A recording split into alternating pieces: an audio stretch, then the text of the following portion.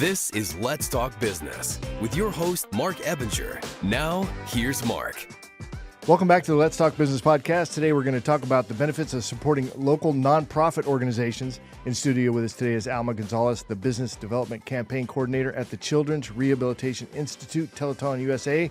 Alma, welcome to the show. No, thank you so much for having me. I'm beyond excited to talk a little bit more about CRIT. Yeah, this is your first time. Is it your first time on a podcast at all? Yes, ever. So I was Miss Laredo before. I competed in pageants and I would do a lot of interviews, but never a podcast. So I'm beyond excited that I was able to do it with you all. Yeah, I'm excited to talk about your background, like getting involved in CRIT and how that all worked out for you, because Yes, of you're obviously course. very passionate about it. So excited to have you here. Thank you.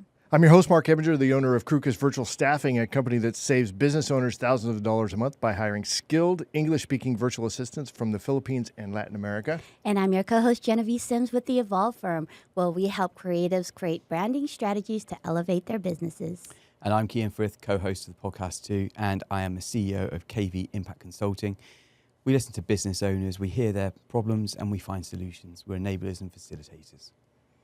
A quick reminder to follow the Let's Talk Business podcast on all the major podcast platforms and social media, where you can catch video versions of the show anytime. You can get to everything easily by visiting our website at satalkradio.com. So, Alma, tell me a little bit about your background, about how you got involved with CRIT, but start with what CRIT is for those who have maybe missed the first episode when Fika was here, Yeah, our when she was CEO, here. our amazing CEO. So CRIT is a state-of-the-art rehabilitation institute that helps children with skeletal, muscular, and psychological disabilities. We are the only rehabilitation institute here in the United States, since our foundation was actually started 25 years ago in Mexico.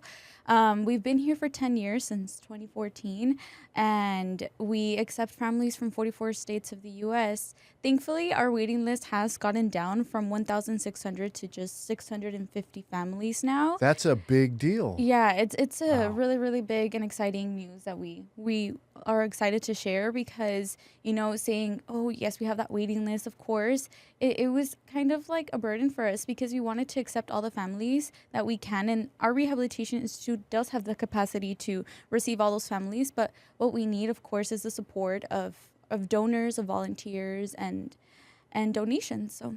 Which will result in staff and equipment and things like that you guys need. Of But you have the course. space to actually take care of everything. Yes, we do. So it's nice to be able to work at an institution where it's a one-stop shop for families. So it has everything under one roof, because normally in the United States, you see that they tell families, okay, you have to go to physical therapy, but it's in another building. And say if they live in San Antonio, imagine the distances and also the traffic. So it's just a lot for the families, and they're already dealing with so much. So it's nice that we have everything under one roof. You guys are one of a kind here in the United States. What's the difference there? Is that it? Is it that everything is under one roof? I've heard also that it's outpatient too, that people don't have to stay. You guys don't house anybody there, right? But what is the big differentiator between what you guys are doing that makes you so unique in the United States? I feel one of them is, yes, we have everything under one roof, from nutritionists, counseling, the therapist, the attending doctor, the volunteer staff. Everything is under one roof for the families. But I think another thing that makes us so unique is our model of care, because we look at it from a holistic point of view. We like to think that, and we believe firmly that you have to see it from different aspects, from the spiritual to the emotional to the psychological and the physical. Because normally the doctor would probably tell the families, well, I think you just need to focus on physical therapy. But they don't see like what the families go through mentally, emotionally, spiritually. And I feel like what our institution does is be able to have the families reflect on what they're going through, as well as also, reflect on their own experiences. And another thing is that we like to take the family as a whole, because when there's a disability, it affects the whole family, not only the patient. But say we also have counseling for the mom, for the dad, for the siblings, because a lot of siblings most of the time say, like, oh, they're giving more attention to my brother than they are to me. So we like to take care of the whole family. Now, how did you get involved in all of this? Back, like, Give me the story there. Oof. Well, it's been many years. It's been 5 years. I started as a volunteer in Laredo. That's my hometown. And I started because I won a state pageant. And I told myself, I feel that when you're a title holder, the title only lasts for a year, but your legacy lasts a lifetime. So I knew about CRIT growing up, watching it on TV through Univision. And I told my parents, it's right.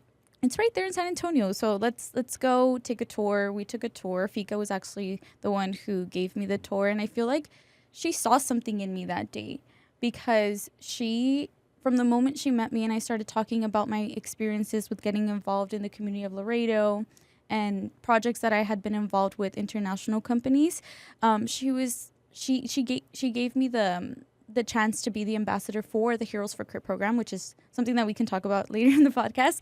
But after that, I started doing fundraising events in Laredo. I was actually the youngest out of the 4 individuals that are able to dedicate their time and efforts into doing those events because it does take a lot of time. And I was able to raise more than $150,000. And I kid you not, the day after I graduated, which was a year ago, my previous supervisor, she called me. She was like, hey, we have a position ready for you whenever you're ready. And I knew that it was the best decision that I've ever made since the moment that I entered CRIT. I saw the families, the changes that they go through, because when they walk through those doors, they're going to walk out as a completely different person and different family. A lot of the times, now that I'm here, I see firsthand and I get to hear the stories of overcoming strength and positivity of the families. And they really inspire you and they make you forget about everything you're going through throughout your day. Because sometimes, as individuals, we do go through a lot throughout our day. But when you see what they go through, it just makes you be more grateful and live life to the fullest. And you know what, Alma, I've had the privilege of working with you in a couple different events with CRIT, and Yes. honestly, we could feel just the passion that you have for CRIT. And I love that. You have to be passionate for especially something like this. And when you're in it every single day and you get to see the families walking in and like you said, just kind of walking in that journey with them. And one of the things that also makes CRIT different from other places is that when you walk in different therapist buildings, it's very depressing. But when you walk in a CRIT, the colors are so vibrant. Everybody's so happy, and they welcome you with these open arms. And I don't think I've ever walked in there where they didn't have that type of atmosphere. And it's the people that's in it, that really welcomes people, the families that are coming in. And like you said, when they leave that place, different mentality altogether because now there's hope.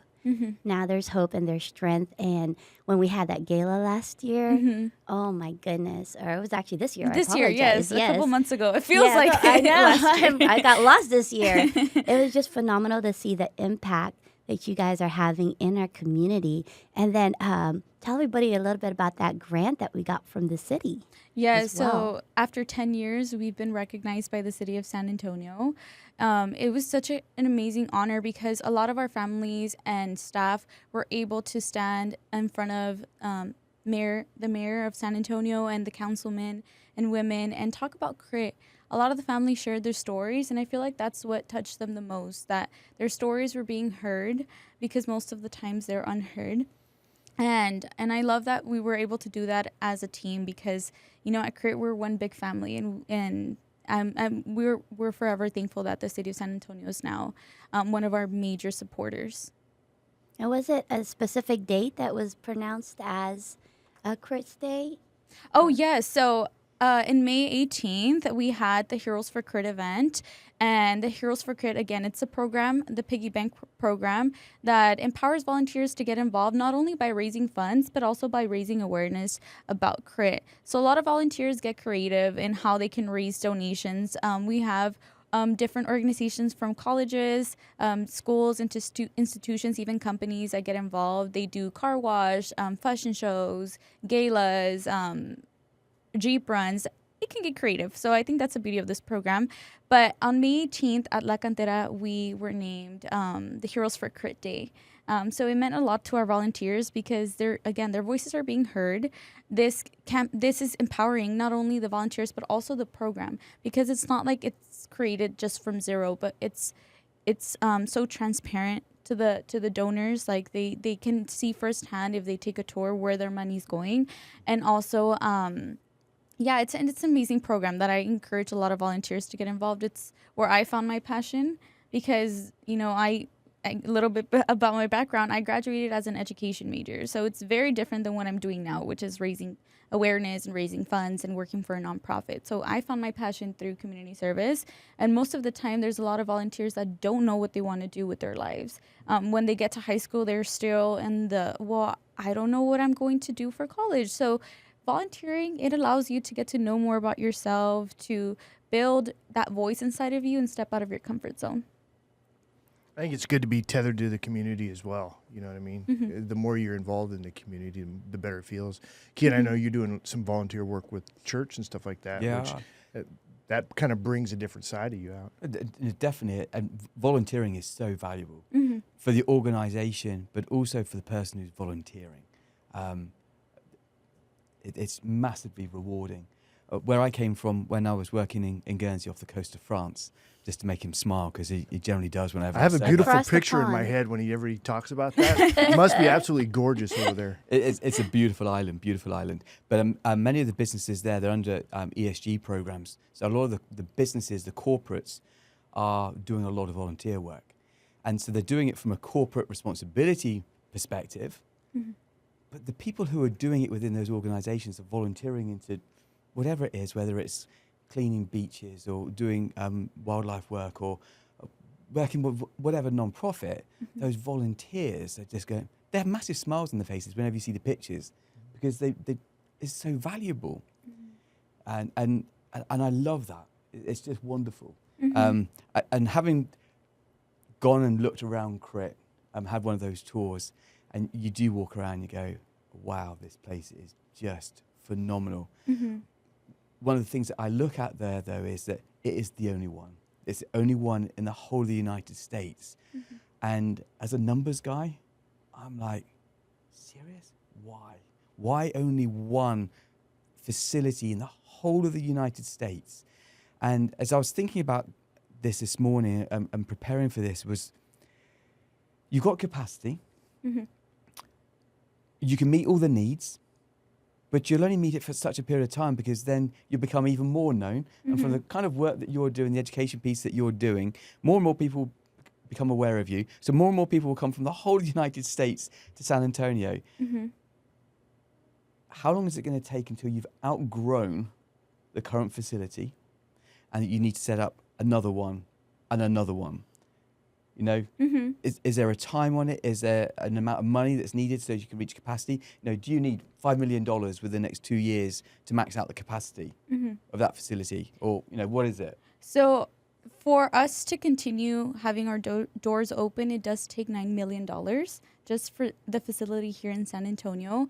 But I can assure you that we're one step closer to building another one in a different state. That is our dream. I know a lot of our ambassadors and our volunteers, that is their dream, to, you know, be able to, once they get to an age that they're like, okay, well, I can't help anymore, but I want to be able to be a part of the team that gets Crit into another state. So we're one step closer. But again, the first thing we want to do is shorten that waiting list until it's to an amount that we can say, okay, we're fine. We can build another one. And yeah, like you said, it's definitely a lot of exposure, and it's the only one in the United States. And it's so bizarre to us because when our founders whenever Crit wasn't here in the United States, one of our founders was like, a lot of families are coming from the United States. Why is that? Normally it's the other way around, that people traveled from Mexico to the U.S. to get that help. And he made our CEO, who is also a founder, he made her go to every state of the United States. He was like, there has to be something. There has to be something like Crit in Mexico and the U.S. She was like, there's nothing. There's nothing. And it was so shocking for us that there's nothing here in the U.S. that's a one-stop shop that offers everything to the families. And so then that's when it was built in 2014. And also a lot of the things that the therapists do with the patients, it's not covered by the insurance. Because again, the insurance just covers like something that has to do with like medical, but not like say recreational therapy. It's not covered by the insurance because, you know, it has to do with something else. No, it was my camera. I'll have to check it in a minute. So I'm curious how obviously the awareness is a big part of what you're doing. Mm-hmm. So how do you increase the awareness? Where are you guys really focusing? So a lot of the things we're doing right now is doing fundraising events, getting other people involved. We have an advisory council where a lot of community leaders are involved, and it's people from different areas of the community, from business to marketing to finance to communications. And I think that's the beauty, because I feel like whenever one person has an idea, it can just like create a chain reaction and everybody gives their opinion. So we have the advisory council. Again, the volunteers, we're knocking on doors to institutions, schools, public schools, private schools, anybody that wants to get involved. Truly, it takes somebody with a big heart and that wants to dedicate their time and efforts into getting involved with a nonprofit like CRIT. But yeah, it's a lot of like being able to network with people, being able for them to come to CRIT, because it's very different for me to talk about it and for you try to imagine, okay, the colorful building, the patients, the smiles. You can imagine it, but once you're there, it's very different. Like you said, once you were there, a lot of people tried to say, no, I don't want to go because I don't want to cry. But once they enter, it's such an amazing facility that you just feel the happiness, the hope. You feel everybody's like, you know, their heart that they want to be able to grow and develop and learn. So I encourage people that if you want to take a tour, you can just reach out to us contact us at critusa.org and take a tour. I'm interested in what you're trying to do to educate and put it out there of what you're doing. Mm-hmm. It sounds very San Antonio based, even though there is no CRIT facility across the rest of the US. Mm-hmm. How do you take that? I mean, I'm looking at Jenevy here because you're a pro at this kind of brand and marketing. How do you take the message of what you're doing with CRIT San Antonio to all the other states to get more and more financial support? Of course. Now, rather than having to wait to another facility. Is that something that's been discussed amongst the advisory board? And okay. Yeah, absolutely. One of the great things about CRIT is that they have such a great board and a committee within themselves that their media team is phenomenal. I don't think I've ever gone to an event where it was not top notch, from the branding to every print material to, it was just so organized. And having that in a nonprofit really creates structure, because now when people are going to donate, they can see where their money is going, and it goes way beyond San Antonio, and it goes beyond, Mexico when we do the Teleton. Yes. That's phenomenal. Yes. Just the technology in that alone is so far advanced. I don't think they're going to have an issue when it comes time to expand out of San Antonio, because the name is well known. And just the media that you guys have provided to share these stories is just phenomenal. Yeah, it's like how Jenevy mentioned, one of our major partners is Univision, which is the largest Hispanic network. We have an annual fundraising event that it's in December. And in that fundraising event, we share the stories of families. So people can see, again, firsthand what they went through, their journeys of how they walked in and how they're walking out, or how they're like developing. But that's one of our major partners that we get exposure. But again, it's in the Latino, community. We definitely want to get more known here in the U.S. We do have volunteers from a lot of states, a lot of donors, major companies from Los Angeles. But we definitely need more expansion because, there's a lot of families that probably need the services and they don't know that CRIT's here. that's here in the U.S. and it's strategically here in San Antonio, because if we were to build it in California, then it would have been a little bit more expensive for the family's travel. Just a little bit. Yeah, just a little bit. A few $100,000. Maybe $9 million and $1. Yeah. Yes. So one of the things with it being, I love that. It's just a little bit. Sorry, That was all- I shouldn't have mentioned California. Maybe another state. We could have I'm from tripled it, California. with Crit doing such an amazing job, and in the past, before you had San Antonio, Americans would go to Mexico, and now they don't. Now they can go to San Antonio. Are you now getting to a point though where actually what Crit does is becoming so famous because it is an end-to-end, and I love that kind of thing. With my accounting brain on, I'm like, that's efficiency as well. It's beautiful, Yeah. you know. I love it. It's phenomenally well set up. But are you now getting other countries going, oh, I like what they're doing there in San Antonio, and you got people coming from outside of the US wanting to come to Crit SA? Yes, definitely. There's a lot of families. I mean, and it's crazy because a lot of families, and this is where I feel that it can define unconditional love. That a lot of parents, they're probably from a different state or maybe a different country, and they move to San Antonio because they want to be able to provide their children with the best rehabilitation therapies that they can. We have a story of one family that the family is from Chicago, and they would have to travel to San Antonio to receive those therapies. When a family's in intensive week, we call it intensive week, it's probably a week, 2 weeks, or 3 weeks that they're in our rehabilitation institute. And the families have to be there to watch what the therapists have to do because they need to continue those therapies at home. But it's very different than just receiving those therapies in those 3 weeks than to be able to receive them throughout the year. So I think that's where that's where it reminds us that our work is valuable, because those families, they're receiving that hope, how you said, Jenevy, that their child, they were told, no, he's not going to be able to walk, or she's not going to be able to walk. She's not going to be able to communicate.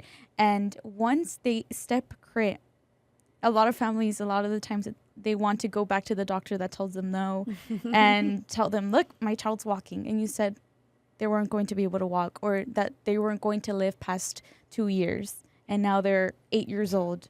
That's phenomenal. I love it. So do you get people then coming from, say, Canada or France or whatever, wanting to go, do you know what, I see what you're doing there.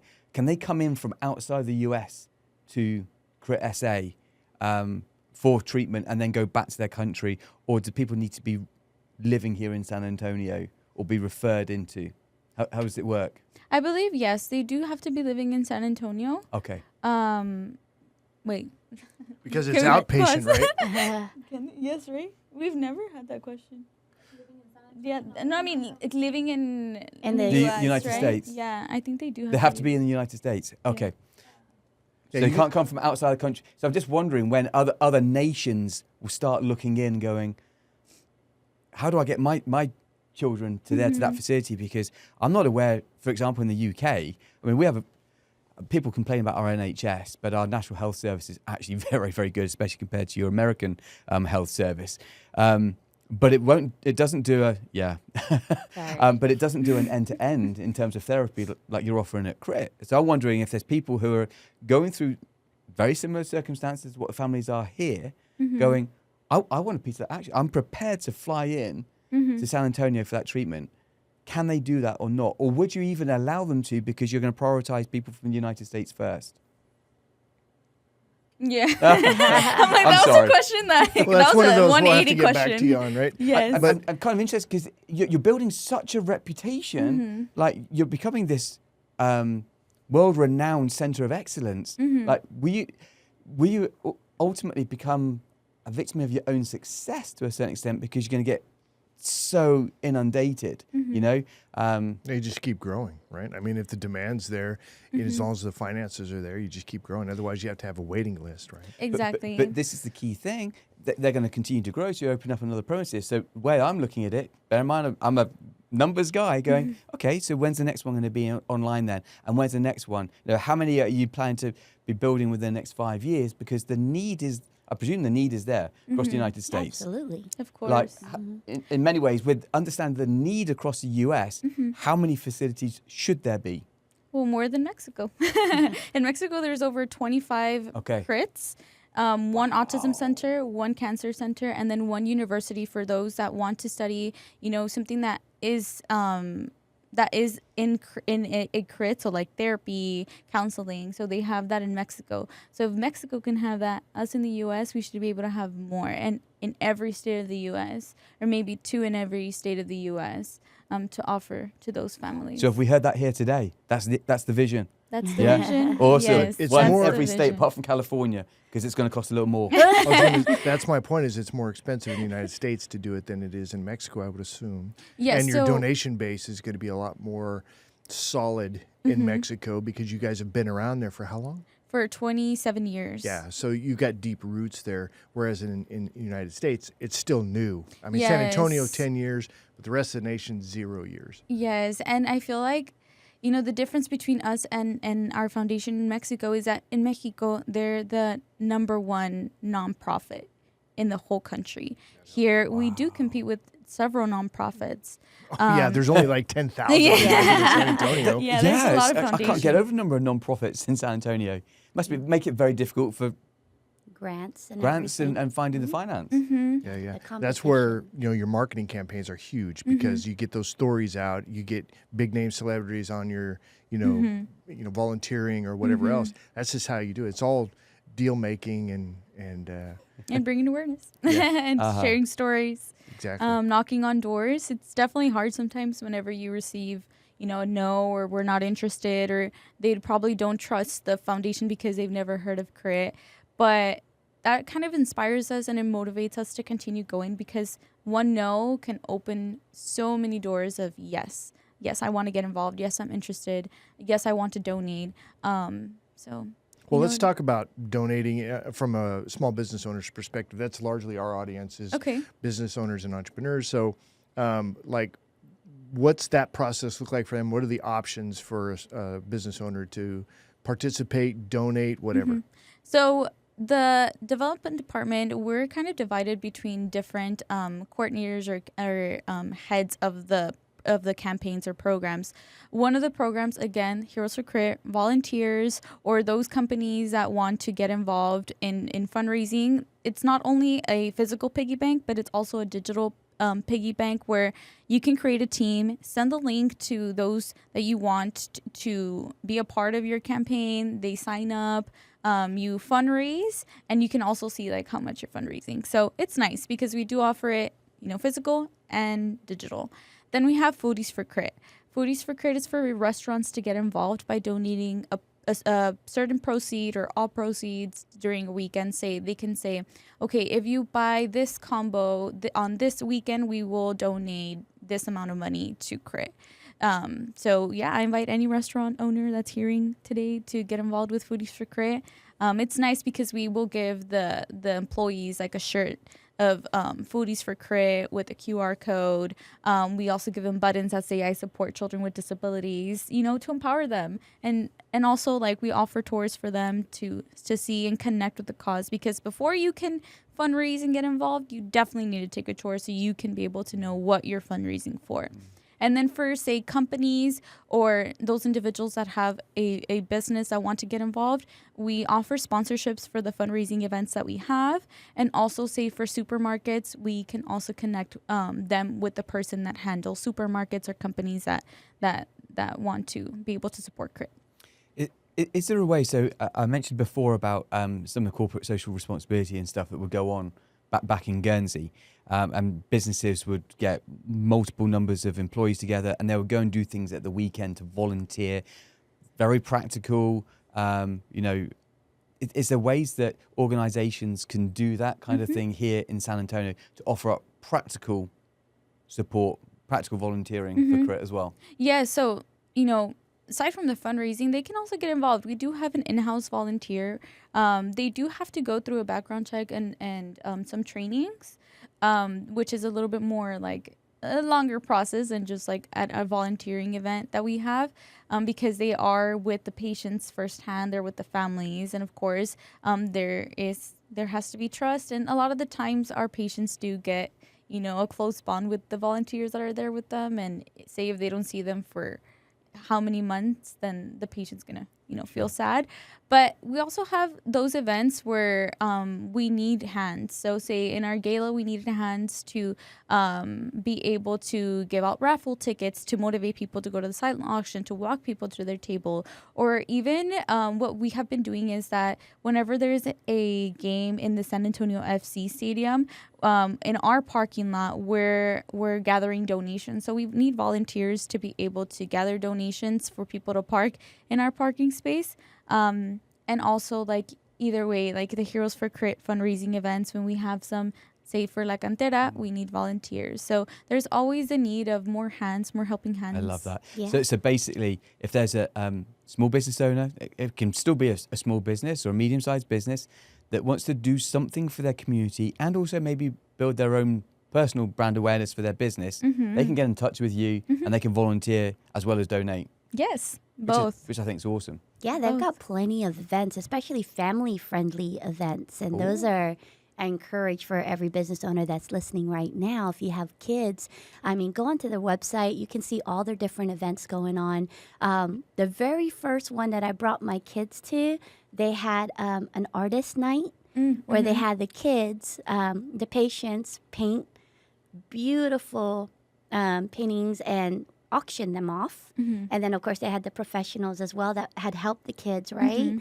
And so, you know, I told my kids, all right, here's your budget, go find a painting. And my son picked a really cool one with a robot playing basketball, and how we introduced them to the patient that actually painted it, and the smile on his face to know that he sold a painting was just priceless. And he was about the same age as my son, and they had this cool handshake going on. And my son was just talking to him. And, you know, you don't look at the child with disabilities or, you know, the fact that they're in a wheelchair and they have all these things attached to them. But my son saw him as another kid. And he said, you're an artist, I'm an artist. This is so cool. I'm going to hang this in my room so I see it every day. And just that small act of kindness just went a long ways. And my kids still talk about it. No. That to them was just such a special day. And small things like that. It's just an event that you bring the kids to and just watch what happens, because your kids will connect and resonate with these other kids. Just give them the opportunity. Definitely. We also have a program called Buddy Program, where we kind of connect our patient with the youth of the community of San Antonio. So basically, this past month, they had a buddy program with the UIW college students, where they had like a week of camp. So they did several activities with our patients, and then to close off the camp, they went to Morgan's Wonderland, right in front of us, and they had an amazing afternoon with the patients. I went to go take videos, and you should have seen the smiles on the families, getting on the rides that Morgan's has, and being able to go to the water park. It was so amazing, just being able to see both the college students connect with our patients, because again, one of our big things and our mission is inclusion, for people to respect and accept our patients for their differences and abilities. So it was nice being able to see that as well. Let's talk about your tours that you guys do over there. Yes. So it's open to everybody. You guys do them the last Tuesday, or did you guys, what's the... So now it's the last Wednesday of every month. But say a lot of people say, well, I can't make it because Wednesdays, maybe I have a business meeting in the morning or I have to go run errands. So we offer tours anytime. But of course, the VIP tours, it's a group setting. We all walk together to get to know the facility. And if they're interested, they can go ahead and contact us at critusa.org. Yeah, and there's a lot of business folks that go to these tours, these group tours that you're talking about. So it's also a bit of a networking opportunity as well. Get to know other business folks that are, helping out over there at Crit. And I would totally agree with that. I met a gentleman there, Austin Lane, with Green Wings Financial Planning, We've become great friends. We've got a lot in common. And so thank you, Crit. Yes, we normally, after our VIP tours, appreciate everybody's that. just talking. So, yeah, it's like a mini networking event. But it's a win-win situation. Amazing. Yes. So, yeah. And another thing too is that, we talked about how there's so many different nonprofits here in San Antonio, but Crit actually partners up with a lot of nonprofits, right? Like the Ronald McDonald House. Yes. So when our families are in their extensive week, say the families from New York, and they come to Crit to receive the therapies, they stay at the Ronald McDonald House. And say if they need food or groceries, we also have a food pantry, so people can also donate to the food pantry. Also, like say the San Antonio Food Bank, they donate to Crit for our food pantry. The Texas Diaper Bank donates diapers or any of those materials that the families need. So it's nice. It's nice to be able to partner up, because it's not like we're in competition with each other, but we're helping one another, because there's so many things going on in our world and in our society. And I feel that if we're able to help one another, it will create a world where there's tolerance, respect, and acceptance and compassion. A lot of compassion. Definitely.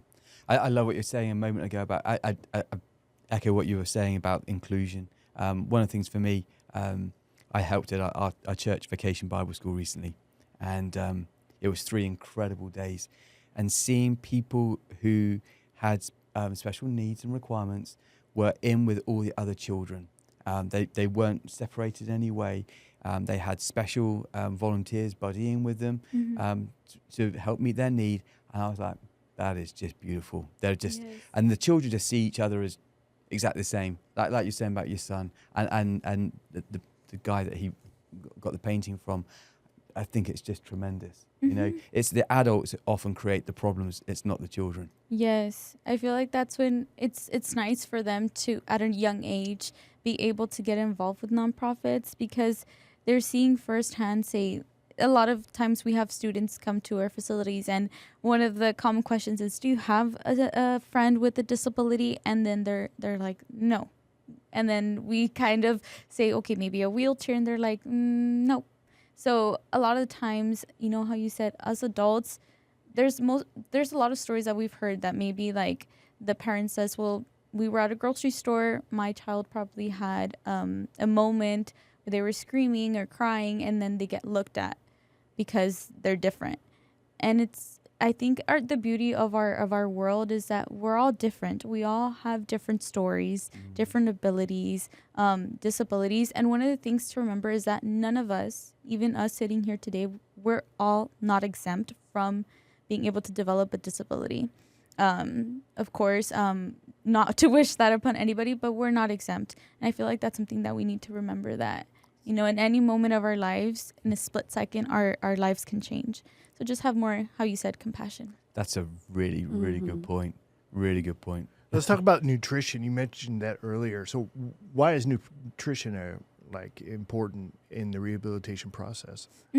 So of course, like even in our daily lifestyles, we need to look at our overall wellness to develop a healthy and balanced diet. Say we have one of our patients that he doesn't know when to stop eating. Like, he doesn't have the sensor that we have when you feel like, oh, I'm full. He doesn't have that. So we have a nutritionist to be able to guide the parent to what the child needs to eat, when he needs to eat it, like anything. And it's not like they're in a diet, but it's, again, developing that overall wellness into their lifestyle.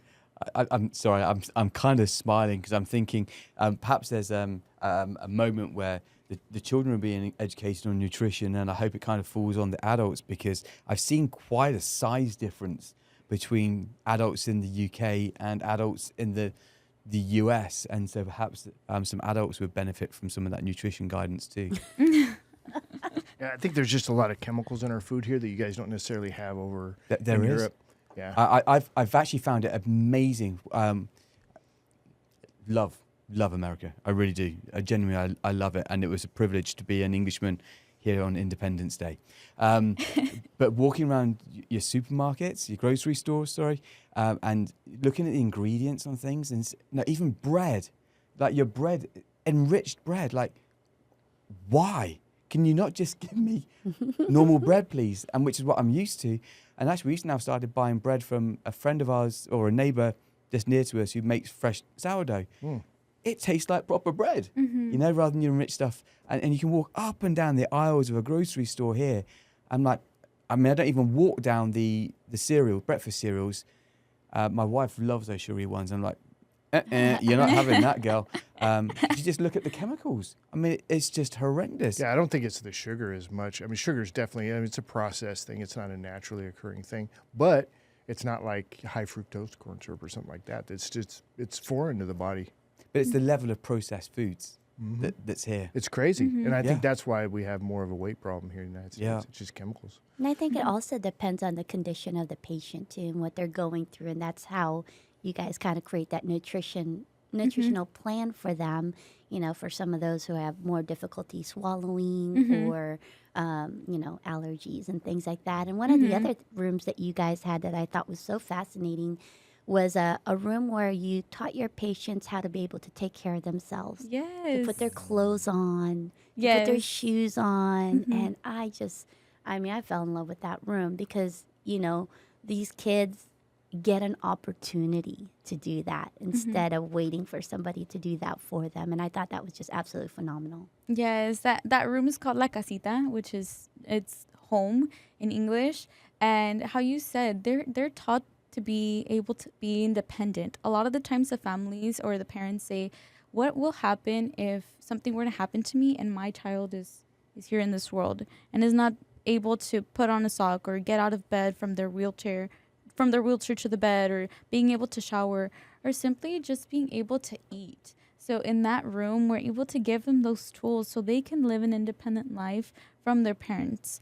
And it's so nice that you say that, because I think that's one of my favorite rooms too, because there's a lot of things we take for granted. I mean, this morning we were able to put on our shirts, our socks, being able to drive ourselves, and they can't do that. They have to depend on somebody else to do that. So it's a very beautiful room. And you guys have state of the art, I mean, just equipment. I think one of the ones that you showed us in the tour was the one where it helps the children move their legs. Yes, right? the local mat. So there's only 7 in the U.S., and we have it here in San Antonio. Ours is actually the fun fact. It's actually the one that has more mileage because we use it so much.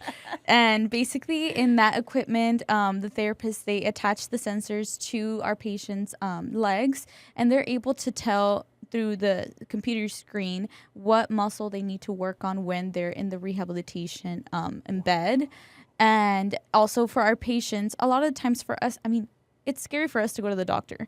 Imagine for them being able to go every day to see their therapist, to see the doctors. So we like to make it fun for them. So in that screen of the local mat, there's like a video game. So they feel like they're running or they're walking. And sometimes we even put the VR glasses. So, you know, we make it fun. New. Yeah. Cool. It's nice because another thing that makes it different is that they combine like something fun with rehabilitation.